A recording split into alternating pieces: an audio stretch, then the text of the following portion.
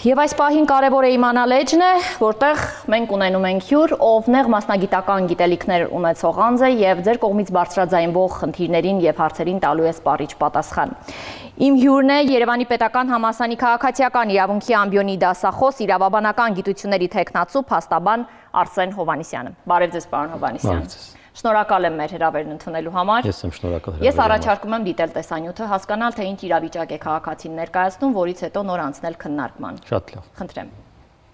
Հավաք ունեմ վեկալած 4-5 միլիոնի, հիմա ուզում եմ սնանկ ճանաչվեմ։ Ծանր սոցիալական վիճակներ է, բայց կնոջս հետ համատեղ հիպոթեք ունենք։ Ուզում եմ սնանկ ճանաչվենք, բայց տունը չկորցնենք, էլի միակ մեր ապրուստի տեղն է, որը չենք ուզում կորցնենք։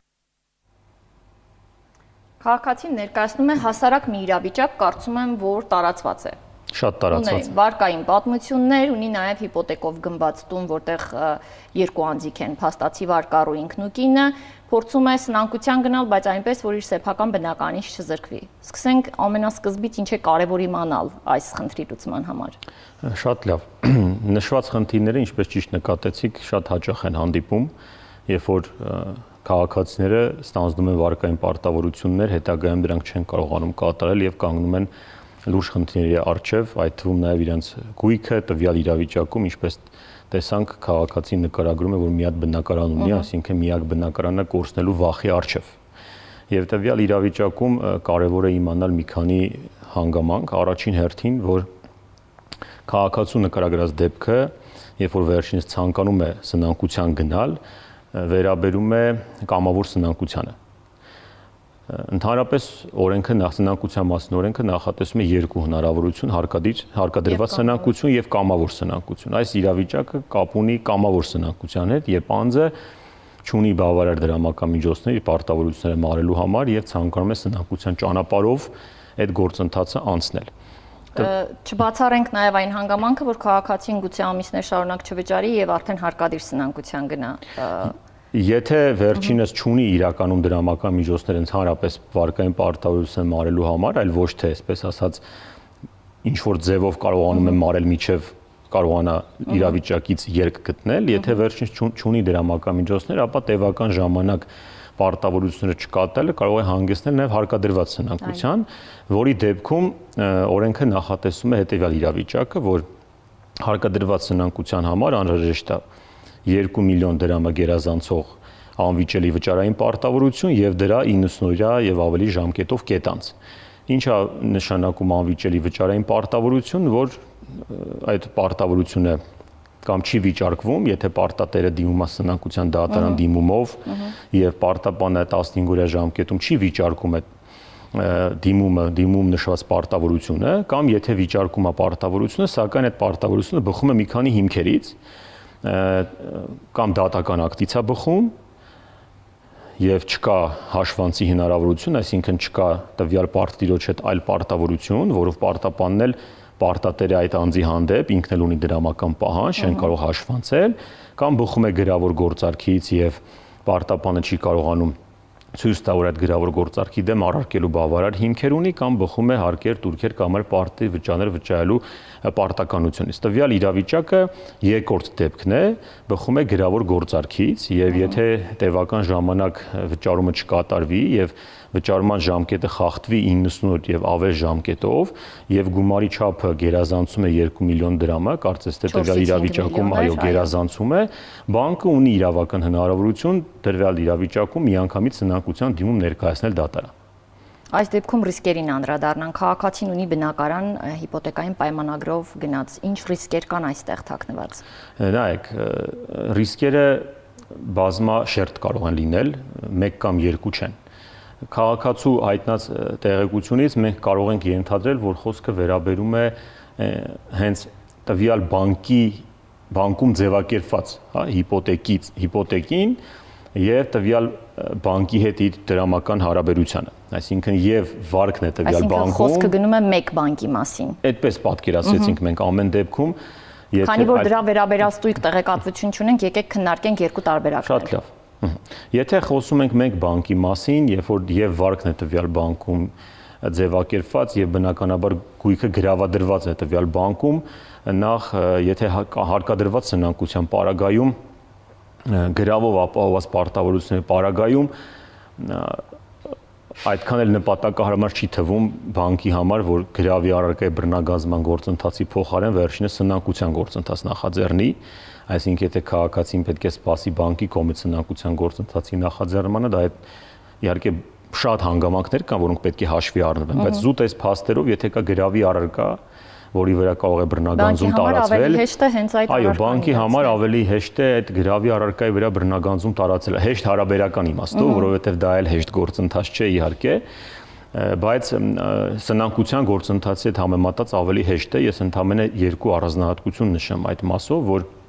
սնանկության վարույթը, երբ որ նախաձեռնվեց արդեն, անձը սնանկ ճանաչվեց, այդ հատուկ իրավական ռեժիմ է գործում։ Նշանակում է սնանկության կառավարիչ, պարտապանն այլևս իր գույքը չի կառավարում, պարտատերը կարող են իրենց պահանջները ներկայացնել եւ այս դեպքում արդեն կարող են նաեւ բանկի համար ռիսկեր առաջանալ իր պահանջի բավարարման տեսանկյունից։ Չնայած բանկի պահանջը գրավով ապահովված պահանջ է համարվում, այսինքն ինքը ունի առաջնահերթություն, նույնիսկ սնանկ ճանաչվելու դեպքում բանկը կարող է գրավի առարկան արտադատական կարգով ադատանից դուրս տանել ինքը իրացնել հրապարակային սակարկությունների միջոցով եւ ձևավորված գումարից իր պարտքը վերցնել եւ եթե ավել գումար այն դեպքում երբ փաստացի հիպոթեկային գումարը մարվի կնոջ կողմից մենք հիմա կքննարկենք նաեւ այդ տարբերակը որովհետեւ դա ավելի է բարդացնում իրավիճակը եւ բանկը կարող է եթե ավել գումար մնա մնացածը կփոխանցի սնանկության հաշվին որպեսզի մնացած պարտների պահանջները բավարարվեն այսինքն բանկը եւ սնանկության դիմում ներկայացնելու պարագայում եւ չներկայացնելու պարագայում ունի գրավի առարկան արտադատական կարգով իրացնելու հնարավորություն։ Իհարկե տվյալ իրավիճակում կարծես թե սա իրենց միակ բնակարանն էր եւ եթե միակ բնակարանն է, այս դեպքում միակ բնակարանի իրացման դեպքում այլ կարգ է գործում։ Կա նվազագույն գումար, կառավարության որոշմամբ սահմանված, որ իրացման արդյունքում այդ նվազագույն գումարը տրամադրվում է պարտապանին եւ նոր մնացած գումարը պարտավորությունների մարմանն է ուղղվում։ Երկրորդ իրավիճակից խոսենք, երբ կինը փաստացի շարունակի վճարումները կատարել։ Եթե մենք ճիշտ հասկացանք քաղաքացու խոսքերից համավարկառուներ։ Այո։ Համավարկառուների պարագայում պարտավորությունը համապարտ է, այսինքն բանկի համար նշանակություն չունի ամուսներից ով է վարկը մարում։ Եթե որևէ մեկը վարկը մարում է, ապա բանկի համար, այսպես ասած, սնանկության դիմում ներկայացնելու պատճառներ գոյություն չունեն։ Վարկը կետանցված չէ, վարկի մարումը կատարվում է։ Այլ հարց է, որ անհրաժեշտություն է առաջացել տվյալ անձանց համար սնանկության գործընթացի դիմել, կոնկրետ մեր քաղաքացու համար, ով ցանկանում է գործընթացին դիմել։ Խնդիրը նրանումն է, որ բացի հիպոթեկային վարկից բանկում կա 4-5 միլիոն դրամի այլ վարկ։ Այսինքն իրենց առաջարկը եւ մտածմունքը հետեւյալն է 4-5 միլիոնի դրամի մասով գնանք սնանկության, հիպոթեկը շարունակի մարել կինս։ Հիպոթեկի մարման գումարը փաստացի ունեն, հնարավորություն ունեն, բայց այն 4-5 միլիոն դրամի մասով ուզում են սնանկության գործընթաց սկսել։ Տվյալ իրավիճակում շատ կարևոր է հասկանալ, թե տվյալ 4-ից 5 միլիոն դրամի վարկային պարտավորությունը ում վարկային պարտավորությունն է։ Եթե միայն մեր տեսանյութում ամուսնու, հա, խոսացող անձի ուրեմն պարտավորությունն է, ապա տվյալ իրավիճակում վերջինս կարող է սնանկության գործընթաց նախաձեռնել, կամավոր սնանկության գործընթաց կարող է նախաձեռնել եւ եթե կինը վարկային պարտավորությունները շարունակի մարել, ապա փաստացի, ոչ թե իրավական տեսանկյունից են խոսում, այլ փաստացի բանկի մոտ չի առաջանա տվյալ գույքի վրա բռնագանձում տարածելու անհրաժեշտություն, բայց ամեն դեպքում, եթե անգամ սնանկության վարույթը առկա է եւ եթե անգամ պարտավորությունները մյուս վարկառուն, համավարկառուն պատշաճ կատարում է մյուս վարկառուի մասով կա սնանկության վարույթ, իրավաբանորեն, իրավական առումով հնարավոր է այդ գույքի վրա բռնագանձման գործընթացը ամեն դեպքում նախաձեռնել։ Ձեռքբերված գույք է, որը կարող է որի պարագայում իհարկե եթե բռնագանձման գործընթացը նախաձեռնվի ամեն դեպքում 1 ամուսնու սնանկության վարույթի շրջանակներում, հա, գույքի արտադատական կարգով իրացման անհրաժեշտություն առաջանա, մյուս ամուսինը կինը ունի, այսպես ասած, նախապատվության իրավունք ամբողջ բնակարանը ձեռք բերելու, հա, եւ բանկի այդ վարկային պարտավորությունը ամբողջությամբ մարելու կամ թեկուզ երրորդ անձ ներգրավելու։ Շատ լավ, մենք խոսեցինք այն մասին, որ լրիվ այլ իրավիճակ կարող է լինել, եթե օրինակ այդ 4-5 միլիոն վարկային պարտավորությունը մեկ այլ բանկում է, հիպոթեկային վարկը այլ բանկում։ Տարբերությունների մասին եմ ուզում նշենք։ Տարբերությունները իրավական տեսանկյունից այդքան էական չեն, որքան եթե խոսում ենք զուտ սնանկության դիմում ներկայացնելու պատճառների կամ անհրաժեշտության մասին, ապա բնականաբար այն մյուս բանկը, որտեղ այդ 3-ից 4 միլիոն պարտավորությունն է, որը ապահոված չէ ոչ մի գույքով, ոչ գրավով, ոչ երաշխիքով, ոչ երաշխավորությամբ, չկա որևէ ապահովվածություն, ապա տվյալ բանկը այո ունի սնանկության դիմում ներկայացնելու պատճառներ։ Եվ եթե վերջինս ներկայացնի այդ սնանկության դիմումը, սնանկության գործի շրջանակներում, քանի որ կա վարկային պարտավորություն, հիպոթեկի վարկային պարտավորություն, տվյալ բանկը, հիպոթեկը ձևակերպած բանկը, որպես պարտատեր կարող է գրանցվել այդ սնանկության վարույթով եւ կրկին այդ միակ բնակարանի արտադատական կարգով իրացման խնդիրը կառաջանա։ Ռիսկը այնուամենայնիվ ռիսկը ամեն դեպքում կա, այո։ Ինքնասնանկացման դեպքում ռիսկը կա, եթե խոսքը վերաբերում է նմանատիպ հակ հիպոթեկային վարկի վարկային պարտավորություններին, գերազանցապես ես նշեմ, որ քաղաքացիները կամավոր սնանկության դիմում են մեծամասամբ սպառողական, հա, վարկեր ունենալու պարագայում, որոնք հիմնականում ապահոված պարտավորություններ չեն հանդիսանում եւ սպառողական վարկերով, երբ որ դիմում են սնանկ են ճանաչվում, սնանկության կառավարիչը իրականացնում է իրենց ֆինանսական գույքային դրության ուսումնասիրություն եւ վերլուծություն եւ պարզում է, որ նրանք ոչ մի բռնագանձման ենթակա գույքը չունեն, այդ պարագայում արդեն սնանկության վարույթը եւ հետևանքներ որպես այդպեսին չեն առաջանում, սնանկության վարույթը ավարտվում է, նրանք ազատվում են բոլոր պարտավորություններից, բայց եթե մենք ունենք անշարժ գույք, հա, գրավի առարկա անշարժ գույք եւ վարկային պարտավորություն, ապա այստեղ բնականաբար ռիսկեր առկա են։ Ռիսկերի մասին։ Այ նմանատիպ մի ռիսկի վերաբերյալ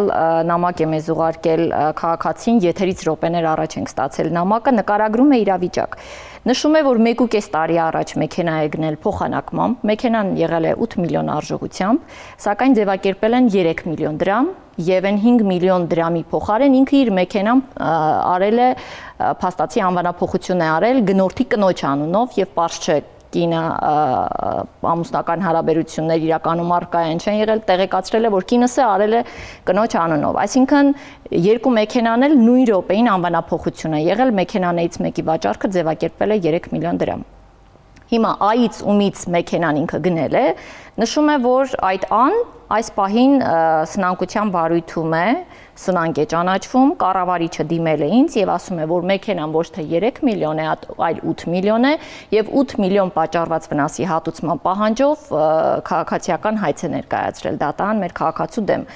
Քաղաքացին նշում է, որ փաստացի փոխանակում է իրականացրել։ Եվ եթե անգամ իրականացրել է այլ կնոջ անունով, բայց ում հետ ինքը եղել է ամուսնական հարաբերությունների մեջ, եթե անգամ ամուսնությունը գրանցված չի եղել, այնուամենայնիվ դա հնարավոր է բոլոր ապացույցներով եւ հաղորդագրություններով ներկայացնել։ Այս իրավիճակում քաղաքացու անելիքները։ Այստեղ խոսում ենք այն մասին, որ վերջին 5 տարվա ընթացքում կատարված գործարքները կարող են դառնալ սնանկության վարույթում քննարկման առարկա, նշված է, որ 1.5 տարի առաջ է գնել, հիմա սկսել է սնանկության վարույթը։ Շատ լավ, իրականում բավականին բարդ իրավիճակ է, ինչով է բարդ, որ մի կողմից մենք ունենք սնանկության մասին օրենքում հստակ կարգավորում, երկու ռեժիմ իրավական, փոխկապակցված անձանց, պարտապանին փոխկապակցված անձանց անհատույց օտարումները վերջին 5 տարվա ընթացքում սնանկության կառավարիչը դատական կարգով կարող է հետ պահանջել եւ վերջին 3 տարվա ընթացքում շուկայական գնից էականորեն ցածր գնով կատարված գույքային օտարումները։ Հիմա մենք ունենք իրավիճակ, որ սնանկ ճանաչված անձի գույքը ավտոմեքենան փաստաթղթերով օտարվել է 3 միլիոն դրամով, որը սնանկության կառավարչի գնահատմամբ ավելի էականորեն ցածր է, քան իր շուկայական արժեքը։ Եթե մենք նայում ենք սնանկության մասնօրենքի կարգավորումները, այո, սնանկության կառավարիչը կարող է տվյալ գործարքի հետևից գնալ եւ փորձել այդ շուկայական եւ փաստացի իրացման գների տարբերությունը բռնագանձել։ Ինչու է անում դա սնանկության կառավարիչը, դա այսպես ասեմ, որ նաև մեր քաղաքացիների համար պարզ լինի, դա այնպես չի ինչ-որ մարդկանց վատություն անելու նպատակ է հետապնդում, դա իր պարտականությունն է։ Վերջինս պետք է դրամական միջոցներ հայթայթի, որպեսզի կարողանա պարտադիր պահանջները բավարարել։ Նա կատարում իր անմիջական պարտականությունը, այլ հարց է, թե ինչ գործիքակազմերով է կատարում եւ ինչպիսի ապացուցողական բազա ունի վերջինս այդ ամեն ինչին հասնելու համար։ Հիմա ինչ վերաբերում է մեր քաղաքացու հարցին, ինչ անելիքներ ունեմ ես թերևս այդ հարցադրումն է իրականացրել։ Շատ լավ, անելիքը հետեւյալն է, եթե հայցադիմումը արդեն իսկ ներկայացված է, ապա վերջինս զուտ այս փաստերի շրջանակում եմ ես պատասխանում, որովհետեւ մենք փաստաբաններս որպես կանոն իրավական եզրակացություն ներկայացնում ենք միայն փաստաթղթերին ծանոթանալուց հետո, հետեւաբար այնինչ ես ասում եմ վերաբերում է զուտ անձի ներկայացած հայտնի դարձած տեղեկատվությանը այլ նրբությունները հաշվի չառնելով կամ իրական փաստաթղթային վիճակը հաշվի չառնելով։ Եթե իր դեմ ներկայացվել է հայցադիմում, ապա վերջինս պետք է պաշտպանվի դրա դեմ, որտեղ անգործությունը կհանգեցնի հավանաբար հայցադիմի բավարարման։ Այո։ Հիմա նման պայմաններում վերջինս պաշտպանվելու եղանակը հայցադիմի պատասխան ներկայացնելն է, որը նա պետք է կատարեր հայցադիմի վարույթ ընդունելու մասին որոշումը ստանալու պահից երկշաբաթյա ժամկետում։ Եթե ժամկետում նա այդ գործողությունը չի կատարել, ապա հնարավորինս արագ պետք է առարկություն ներկայացնի դատարան, ինչու՞։ Որովհետև եթե նա այդ գործողությունները չի կատարում, ապա դատարանը կարող է անցնել պարզեցված վարույթով գործի քննությանը եւ առանց հանգամանքները պարզելու միանգամից անցում կատարել, ուրեմն վճռի հրապարակման։ Այսինքն եթե պատասխանողը չի առարկում, հայցադիմի պատասխան չի ներկայացնում, որևէ կերպ չի պաշտպանվում միջև կոնկրետ դատավարական փուլ, այդ պահից սկսած արդեն ռիսկը շատ մեծ է։ Հնարավոր է դատանը ի սկզբանե պարզեցված վարույթ կիրառած լինի, այս դեպքում էլ փաստացին ունի այդ երկշաբաթյա ժամկետը, եթե չեմ սխալվում։ Եթե ի սկզբանե կիրառել է, ելի ունի երկշաբաթյա ժամկետ դրա պատասխան ներկայացնելու միջոցով պարզեցված վարույթից գործը տեղափոխել ընդհանուր վարույթ։ Ամեն դեպքում առաջին քայլը հայցադիմի պատասխան ներկայացնելն է։ Հաջորդ քայլը տվյալ իրավիճակում, որը նկարագրել է քաղաքացին, վերջինս եւս պետք է հայցադիմումներ ներկայացնի դատարան, որպիսի տվյալ գործի շրջանակներում հակընդդեմ հայցեր պետք է ներկայացնի այդ փաստերի շրջանակներում հաստատելու համար իր կողմից նշած փաստերը, որովհետեւ միայն հայցադիմի պատասխանով հնարավոր չէ այդ փաստերը հաստատել, ինքը հայցադիմի պատասխանով պաշտպանվում է գումարի բռնագանձման դեմ հայցից, պահանջից, բայց որպիսի իր նշած փաստերը, որ կինը եղել է իրականում կինը, այդպիսի հայտարարություն արել, հետեւաբար այդ գործակները նորմալ են, շուկայական են եւ այլն, պետք է այդ գործակների բնույթը հաստատելու համար իմ կարծիքով այս փաստերի համատեքստում հակընդդեմ հայց ներկայացնի դատարան նման կերպ պաշտպանվելու համար, այսինքն երկու կարևոր գործողություն ունի անելու հայցադիմի պատասխան կամ առարկություն այդ բոլոր իր կողմից նշած պատասխանները հաղորդագրություններ կամ չգիտեմ այլ ապացույցներ ներկայացնելով եւ նաեւ զուգահեռ հակընդդեմ հայց հարուցելով։ Շատ լավ։ Որոշակի ուղղորդումներ այն անձանց, ովքեր պատրաստվում են գնալ սնանկության, ինչն է կարևոր իմանալ։ Մի քանի կետերով ամփոփ կարողանանք ներկայացնել։ Եթե խոսքը վերաբերում է կամավոր սնանկությանը,